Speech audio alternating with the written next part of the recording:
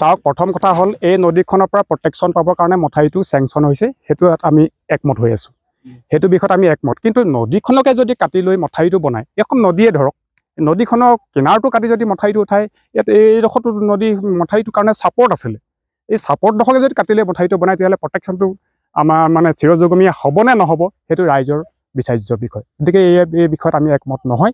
মথাউৰিটো নিৰ্মাণ কৰক, মথাউৰিটো সুচাৰুৰূপে সুশৃংখলাবদ্ধভাৱে ৰাইজৰ প্ৰটেকশ্যনৰ কাৰণে এইখিনি মাটি কাটিব নালাগিছিলে, অন্ততঃ নদীখনৰ কিনাৰ ছাইডটো কাটি লৈ উঠাব নালাগিছিল। এই মথাউৰি ইয়াত খান্দিলে আকৌ এতিয়া মাটি এইবোৰতে দিছে য'ত ত'ত এইভাগেদি এইটো নৈ কাষটো খান্দিব নকৈছিলে, এতিয়া গৰাটো তাতে লাগিবগৈ, এতিয়াতো ইয়াতে লাগিবগৈ। হ'বতো নকয় আহিব নে এই কেলে মথাউৰিটো পানী বৰনৈ সোমাই লৈ সিহঁতে ভাঙি লৈ যাবগৈ, গোটেই মানুহবোৰ ঢলিয়াই লৈ যাবগৈ। সেইকাৰণে আমি সেইবোৰ কৈছিলোঁ,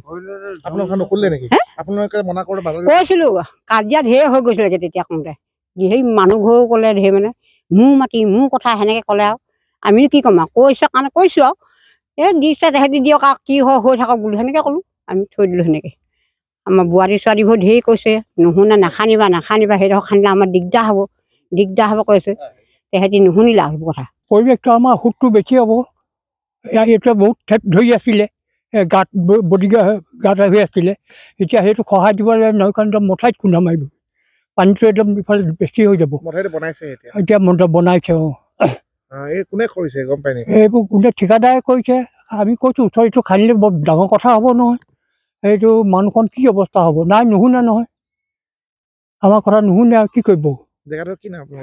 বৰদৈ বাম গাঁও। এই খননটো আচলতে একেবাৰে নীতি বহিৰ্ভূত কথা। যিহেতু মথাউৰি বাহিৰৰ নৈ কাষৰ মাটি কটাটো একেবাৰে অবাঞ্ছনীয় কথা, এইটো কেতিয়াও হ'ব নালাগিছিল। কি দুখত এইটো কাম কৰিলে, কোনে কৰিলে, এই কথাটো আমি আজিও মানে বহুতবাৰ আমি আপত্তি কৰিছোঁ, যে বিভাগীয় কৰ্তৃপক্ষক আমি জনাইছোঁ কিয় আপোনালোকে নদীৰ পাৰে মাটি কাটিছে।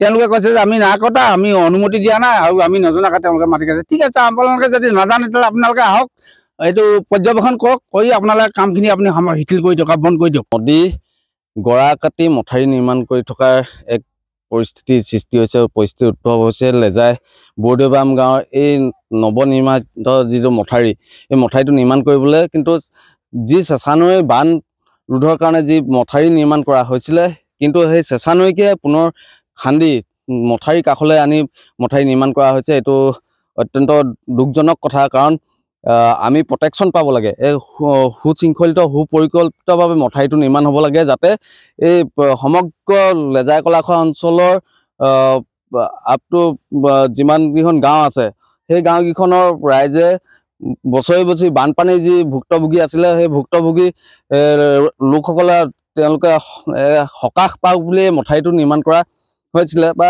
চলি আছে কাম। কিন্তু আমি দেখিছোঁ যে মথাউৰি নিৰ্মাণ ক্ষেত্ৰত বহুতো অপৰিকল্পিতভাৱে কাম কৰি থকা হৈছে। কেৱল মাত্ৰ এইটো এটা নদীখনক কাষত চপাই দিয়া হৈছে, তাৰ লগে লগে আপোনালোকে প্ৰত্যক্ষ কৰিব যে ইয়াত যিমানকেইখন চুইচ গেট হ'ব লাগিছিলে বা বিভিন্ন পুল হ'ব লাগিছিলে, তাৰ কোনো সুপৰিকল্পিত ব্যৱস্থা নাই, যাৰ ফলত বাৰিষা কিন্তু বহাগ অহাৰ লগে লগেই পানী ওলাই যাব নোৱাৰা যি পৰিস্থিতি হয়, এই সমগ্ৰ অঞ্চলটোত কিন্তু পানীয়ে এক উভয় নদী হৈ থাকে। আৰু যেতিয়ালৈকে খৰালি চেঁচা নদীৰ পানী তললৈ নানামে, তেতিয়ালৈকে কিন্তু গাঁৱৰ ৰাইজে খেতিপথাৰত নামিবলৈ অসুবিধা হয়। আমি আপোনালোকৰ মাধ্যমৰ জৰিয়তে চৰকাৰক তথা এই যি বিভাগীয় কৰ্তৃপক্ষ আছে তেওঁলোকক আমি অনুৰোধ জনাইছোঁ, যাতে তেওঁলোকে সুপৰিকল্পিতভাৱে সুব্যৱস্থাপনাৰে এই মথাউৰিটো নিৰ্মাণ কৰক আৰু ৰাইজৰ হকে উৎসাহিত কৰক। তাৰ লগে লগে পানী ওলাই যোৱাৰ ব্যৱস্থা কৰিব লাগে বুলি আমি আপোনালোকৰ থ্ৰুৱেদি বিভাগীয় কৰ্তৃপক্ষ আৰু চৰকাৰৰ ওচৰত দাবী জনালোঁ।